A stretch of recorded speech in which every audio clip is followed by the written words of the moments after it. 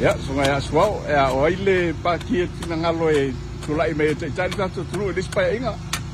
Oh, okay, mga kuwe. Sili tai ele fast. Ya, o ele member fast. Ini ba o te pipia lato. Patulai bayo meo lo mala pai ya mate ina. Mala tai foi. Ang mau lalo ma patu tua te ngale tua wale. Ya nga ilun mo samo. Alo fatai ya ngalo le sungai to ina ya aswau ya te tulai me ya patu tu ele tu samo tasi to amel tatu fenga malo fatai. Ya lela psiling ya le fionga ya fun bono. Fale ia po le lau oi de paki ke ngalo e kula i me ya kai tatu tu fimongo. Lauli. Pakier fast. Ya. Ko e ke ngalo e kula i me ia lau le mani to e fai maparmia. Ia male fenga malo le fast e te ia tatu malo a. Io me anga ai wala ya se kula mai nga lauli lava. Wala nga ba.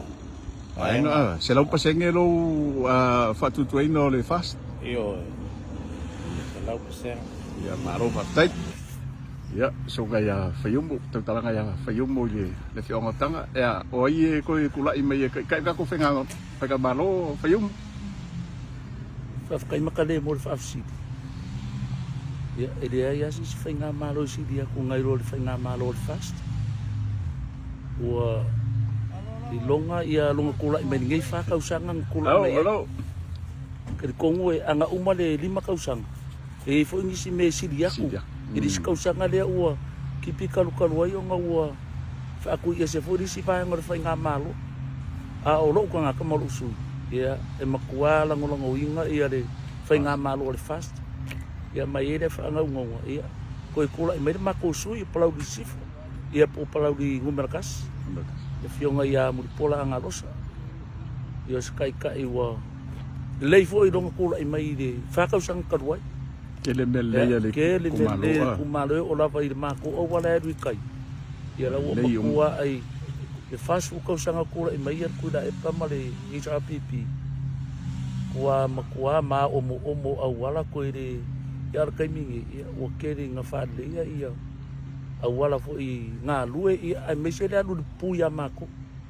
Kua more a ko le alu de Whaingo fie fo i le malo le tunu ono ia le ia ko ma ila ko kurisia ka fao ia o whaingo fie fo i le wa nga pau nga mea sa complain e ngai ka nga ka malanga ia o mole au wala i ka avale mala ia kai mingi ia o ka peka le atu ua makua o kei mea umau wha amaro koe fo fio ngai a la ure mani e koa male paki ia mesi da fio ngai a uripola ia langa i mele ia ua maka ngofia ia isi ia a fio angal kako i kumalo ia ai fa mangu ia lo ko ia lo fai va ku i le fai ngapa lo kare i kausanga ia fa mangu ia le ri i le alo aku ia ko kula i mai ia kau a veinga ia ni se kiu kem fa o winga ia mele awan mangu ia kako i kumalo ia lo fa nga moria ku fa kai malo fa tai faiumu ia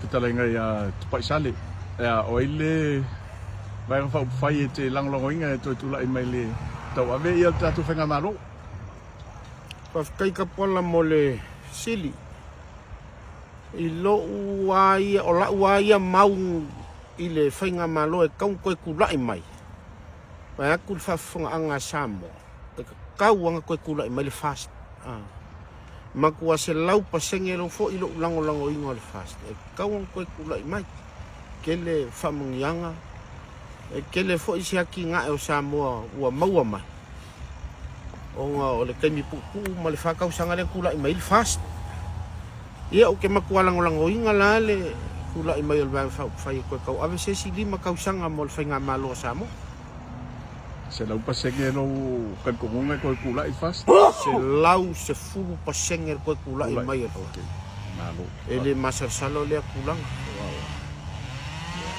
Kalenga ya tupai, maro fatai. Go Lauli, go fast, go Samoa, palota mo se swinga lelei. Fast. We Samoa vote for FAST. Samoa, let's come together and vote for FAST to save our lands and to save our future generations. Samoa, it's time for change. Vote for FAST. Samoa, palota mo se swinga lelei. Palota mo le fast. Go fast.